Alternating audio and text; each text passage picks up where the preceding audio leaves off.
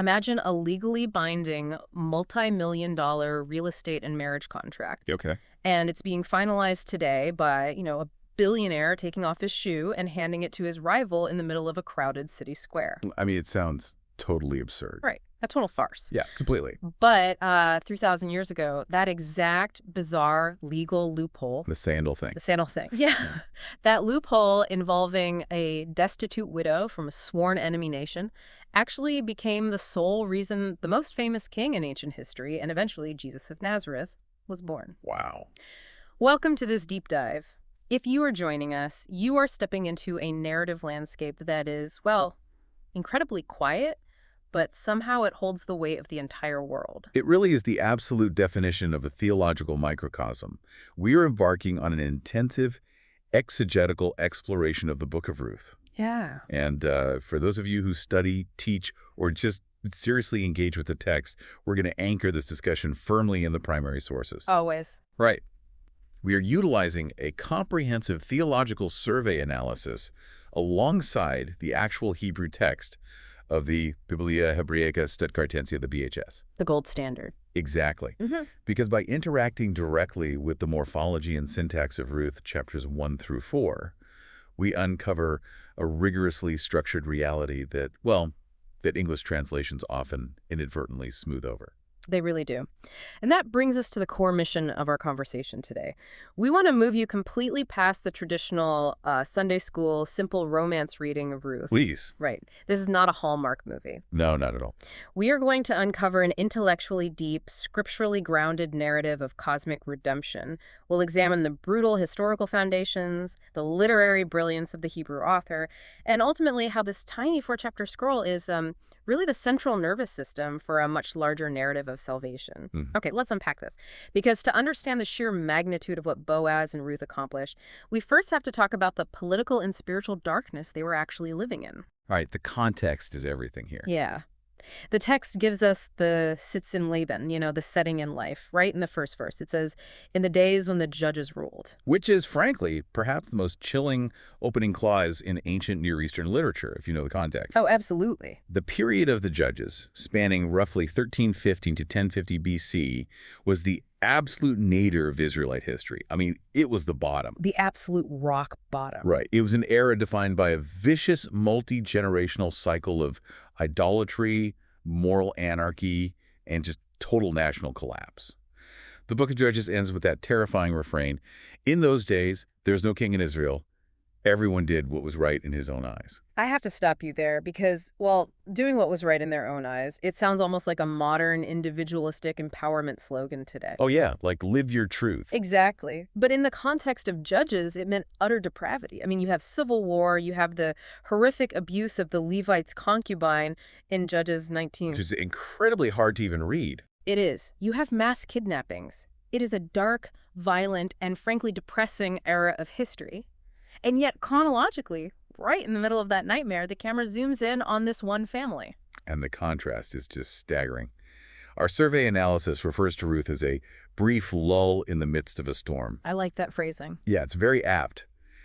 While the surrounding culture is consumed by tribal warfare and spiritual rot, Ruth gives us this hyper-focused, micro-level view of moral strength. It demonstrates that Yahweh's redemptive plan doesn't just pause because the geopolitical superstructure is collapsing, but to truly grasp the geopolitical irony of the opening scene, we have to look at the geography. Right. An Israelite family leaves Bethlehem to seek refuge in Moab. Which is an incredibly loaded statement because Bethlehem literally translates to Bethlehem, the house of bread. Exactly. So due to a severe famine, there is literally no bread in the house of bread.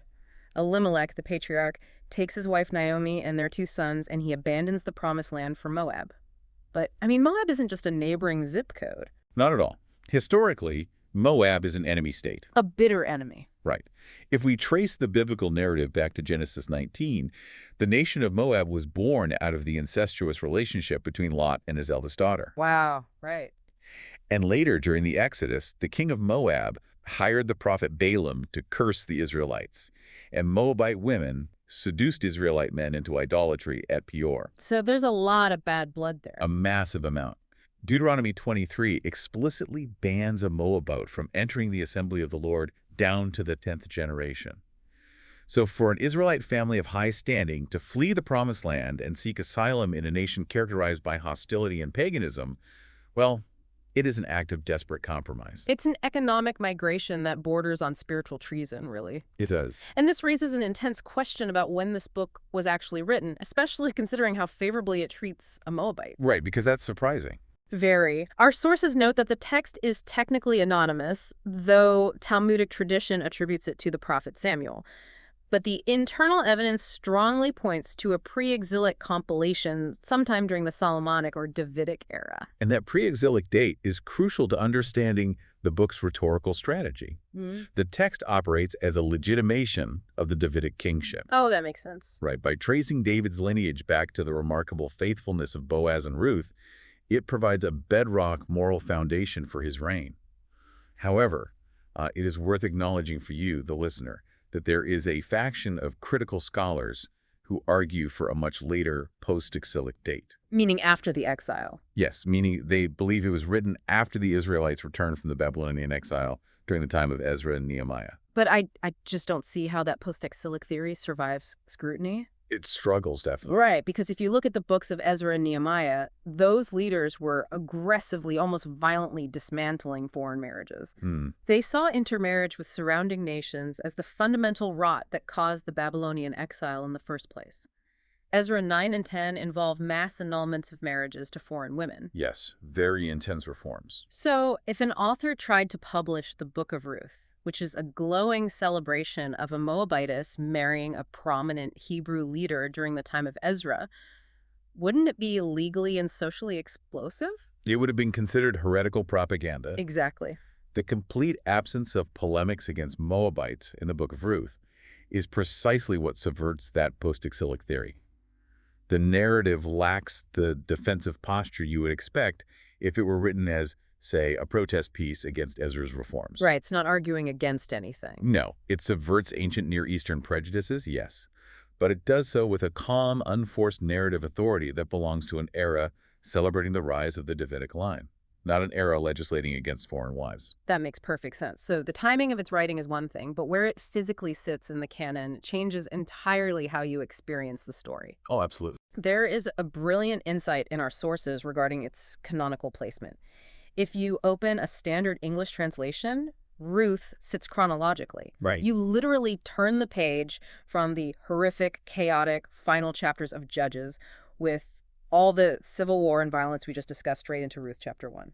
And reading it in that chronological English order forces a historical sequel perspective. Yeah. You experience the Book of Ruth as a desperately needed rescue mission. It's a breath of fresh air after the suffocating darkness of Judges. But the Hebrew Bible, the Tanakh, organizes the books differently. It does. And in doing so, it makes a profound theological argument. Right. In the Hebrew arrangement, Ruth is placed in the Ketubim, the ratings. It's one of the Megillot, the 5 festival scrolls traditionally read during Pentecost, the harvest festival. But what's fascinating is what it sits next to. It is intentionally placed immediately following the book of Proverbs. And the impact of that juxtaposition cannot be overstated. Proverbs concludes with chapter 31, the famous acrostic poem of the Eshet Hale, which is translated as the virtuous woman, the excellent wife, or the woman of noble character. Right. The compilers of the Hebrew canon place Ruth immediately after that poem to make a definitive statement. If Proverbs 31 is the theological blueprint of feminine wisdom and valor, well, Ruth is the historical architecture built from that blueprint. Actually, there is a direct linguistic tie there, isn't there? The exact phrase Eshet Hale is used by Boaz later in the story. Precisely. In Ruth chapter 3, verse 11, Boaz looks at this impoverished foreign widow and says, "All my fellow townsmen know that you are an Eshet Hale, a woman of noble character." That's incredible. It is. The text demands that we read Ruth not merely as a historical footnote, but as the living, breathing embodiment of Old Testament wisdom literature. I love that. In English, it's a historical rescue. In Hebrew, it's the ultimate character study. Yeah, that's a great way to put it. Now, we've established the when and the where, but let's look closely at the how.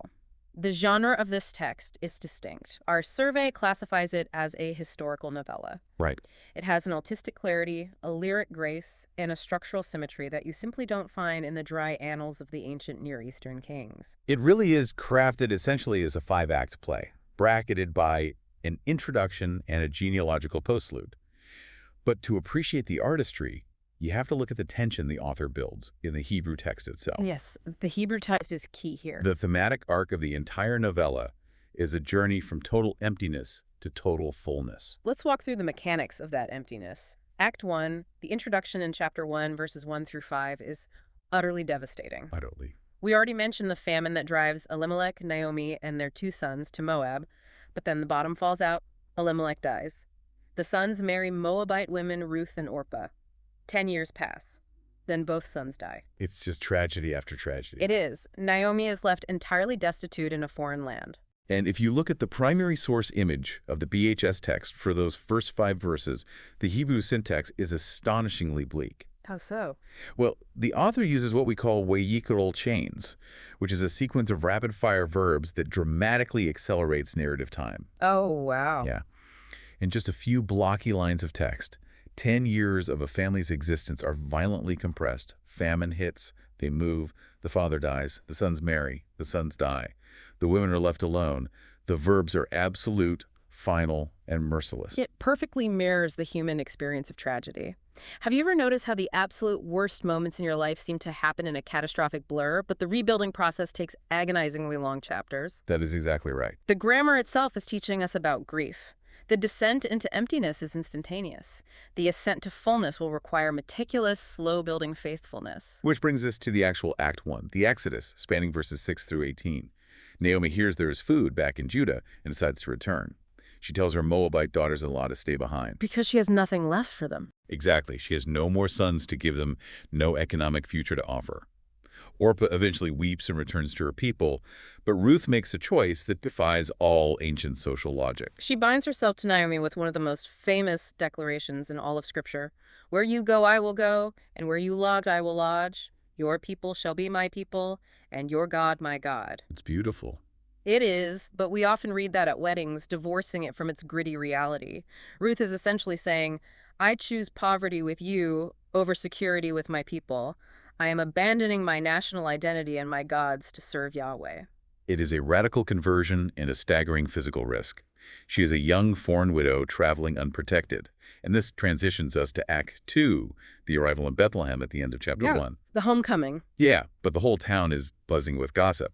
And Naomi immediately redefines her identity. She tells the women, do not call me Naomi, which means pleasant. Call me Mara, which means bitter. A huge shift. Definitely. She says, for the Almighty has dealt very bitterly with me. I went away full, and the Lord has brought me back empty. She blames God directly for her emptiness. She does. And that sets the stage for Act 3 in Chapter 2, where we are introduced to the primary agent of her eventual fullness, Boaz. Yes. Ruth volunteers to go out into the fields to glean grain so they don't starve. Yeah. Now, we need to clarify what gleaning actually was, because it wasn't a pleasant afternoon picking wildflowers. No, not at all. It was a brutal, dangerous survival mechanism. Gleaning was an ancient Israelite welfare system instituted in Leviticus 19 and Deuteronomy 24. Landowners were commanded not to reap to the very edges of their fields, nor to go back for dropped sheaves, but to leave them for the poor, the sojourner, and the widow. Right. But culturally, the gleaning fields were incredibly dangerous for an unprotected, undocumented foreign woman. It was a place of high vulnerability to physical and sexual assault by the field hands. Which makes what happens next so pivotal. Our sources highlight a specific literary and theological device used here. Chapter 2, verse 3 says that Ruth went out to glean, and she happened to come to the part of the field belonging to Boaz. The Hebrew word used there is mikra, which literally translates to chance, accident, or a happening. The author is deploying a profound layer of dramatic irony. Oh, I love this part. Yeah, because to Ruth, wandering down a dusty road and arbitrarily turning into that specific field looked like a random coin toss. But to the reader, and within the grand scope of the narrative, it is the invisible, sovereign machinery of divine providence at work. I see the connection, but contrast this with the book of Exodus for a second. In Exodus, God is parting the Red Sea. He is raining down hail. He is a visible pillar of fire. Right, very flashy. Exactly. There is zero ambiguity about who is acting. But in Ruth, the word God, or Yahweh, appears 23 times, yet the narrator, the voice actually telling the story, only uses it twice. Yes, that's a brilliant observation. All other 21 mentions are in the dialogue of the characters. God isn't parting the sky. He is utterly hidden. Exactly. And that is a deliberate theological strategy. The author is constructing a theology of the everyday. It teaches you, the listener, a vital truth. God's sovereignty isn't restricted to the miraculous, physics-defying moments of redemptive history. Right. His providence is deeply embedded in the mundane. It operates under the hood of human agency. So God isn't operating through lightning bolts. He is operating through ancient agricultural gleaning laws, through complex family structures, and through the quiet, ordinary integrity of a wealthy farmer who decides to leave a little extra grain on the ground. Mhm. That transforms how you have to view your own daily routine, the commute to work, the chance conversation, the quiet decisions of integrity you make when nobody is watching in the theology of Ruth. Those aren't accidents. No, they aren't. They're the very canvas upon which Providence is painting a masterpiece. God's providence is the invisible engine of the story.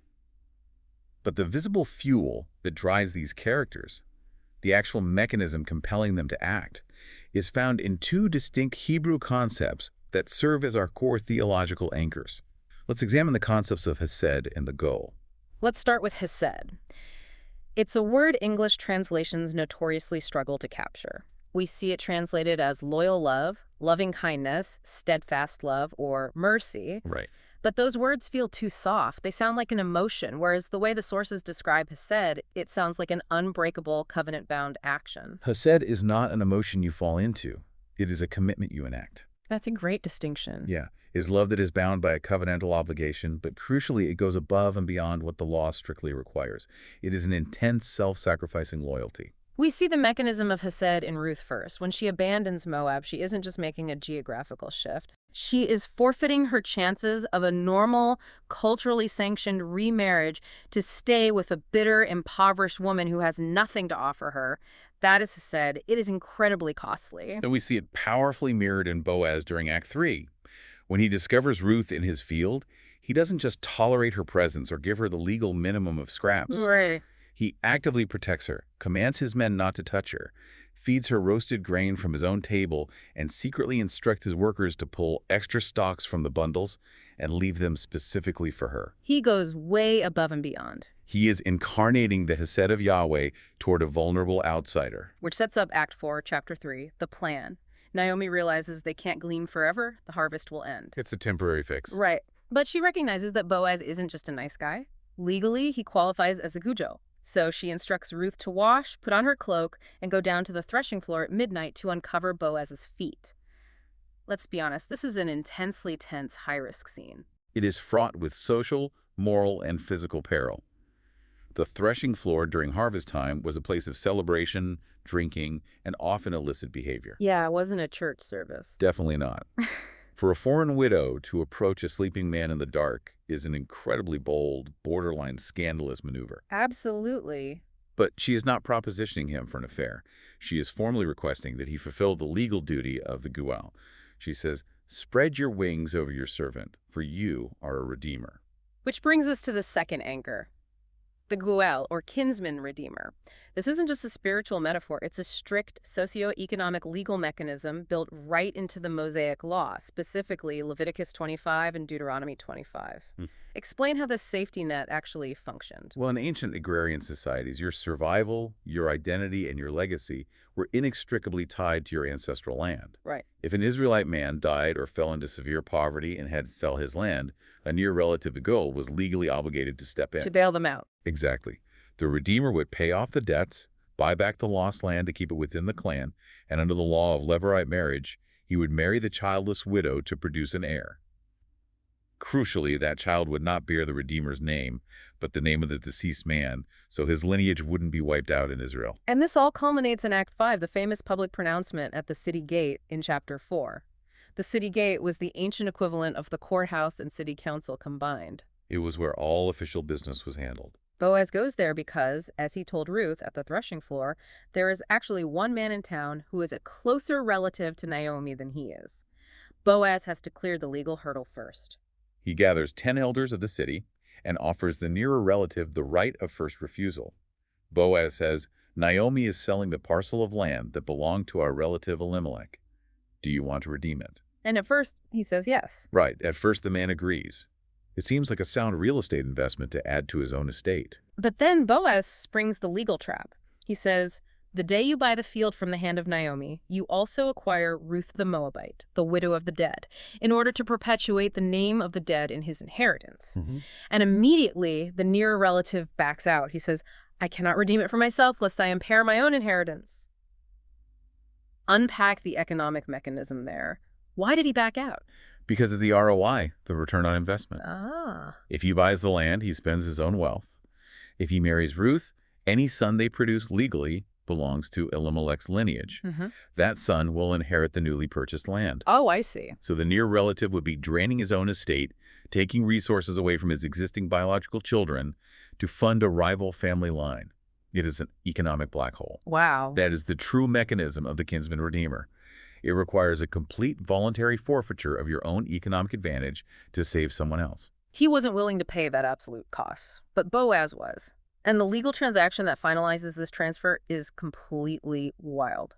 Our sources highlight the BHS text describing an ancient legal custom. The sandal ceremony. Yeah. To finalize this massive transfer of property and redemption rights, the closer relative takes off his sandal and hands it to Boaz. It seems utterly bizarre to the modern mind.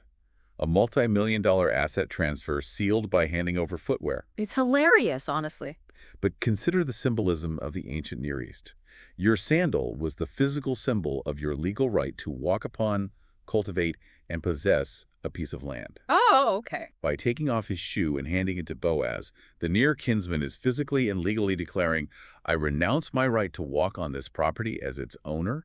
I transfer that right and the burden of redemption entirely to you." It takes this highly abstract, lofty theological concept of redemption and grounds it in a physical, gritty, legally binding reality.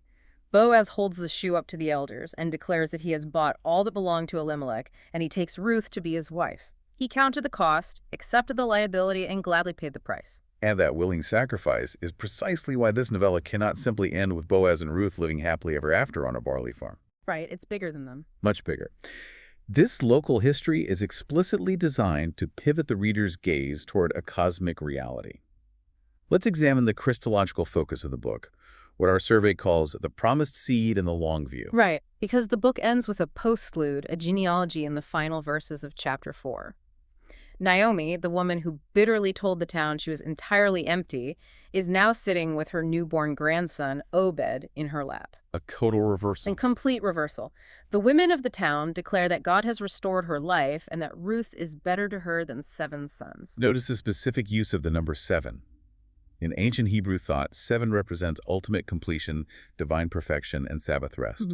Through the hesed of a Moabite woman and a Judean farmer, Yahweh has brought absolute perfect fullness to a void that looked irreparably broken. But the camera doesn't stop on Obed. The genealogy traces the line from Perez, who goes all the way back to Genesis, down to Boaz, who fathers Obed, who fathers Jesse, who fathers King David. It connects everything. It does. This tiny, seemingly localized story of an agricultural transaction actually secures the historical continuity of God's massive covenant promises to Israel. Which is the foundation of biblical typology.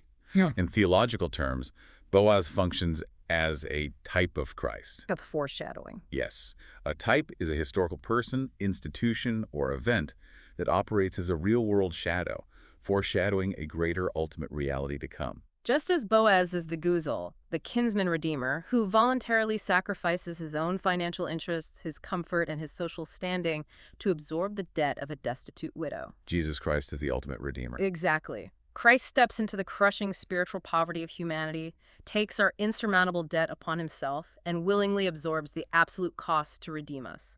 Boaz paid with silver and a shoe. Christ pays with his life. Furthermore, consider the monumental inclusion of the Gentiles here. God intentionally adopts a Moabitess, a woman from a cursed enemy nation, into the direct genetic family line of the Messiah. It's scandalous, really. It is.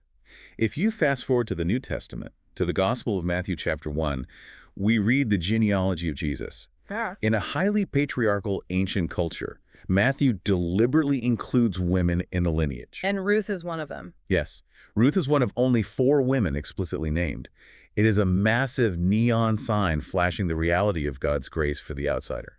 It totally subverts the pagan myths of the surrounding ancient Near Eastern cultures. I mean, in those mythologies, if a deity wanted to accomplish something monumental, they operated through divine warrior kings. Big battles. Yeah, they waged cosmic battles with sea monsters, they used chaos, thunder, and military violence to shape history. But how does Yahweh operate? He brings about the salvation of the world through the quiet loyalty of an impoverished foreign widow and the steadfast integrity of a hardworking farmer on a dusty threshing floor. It's beautiful. It is the ultimate inversion of worldly power structures. It demonstrates that the kingdom of God is fundamentally built on Hesed, not on military might. And the geography brings it all full circle. The story begins with a famine in Bethlehem, the house of bread. The family leaves out of hunger. But the story ends with them restored in Bethlehem. And through this quiet narrative, this small, insignificant farming town is forever elevated. It becomes the prophesied birthplace of King David, and a millennium later, it becomes the exact geographical birthplace of Jesus, the ultimate bread of life. God filled the house of bread eternally. So, as we synthesize the vast theological terrain we've covered, let's distill the core historical and pastoral facts that you, the listener, need to carry with you. To summarize, you need to remember the key figures. Ruth the Moabitess, who models radical loyalty.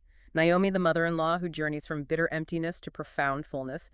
Boaz the Ginal, who absorbs the cost of redemption. And Obed, the seed who links the generations. And you need to remember the geography moving from Moab, the place of tragedy and compromise, back to Bethlehem, the place of restoration. And critically, you need to retain the theological mechanisms.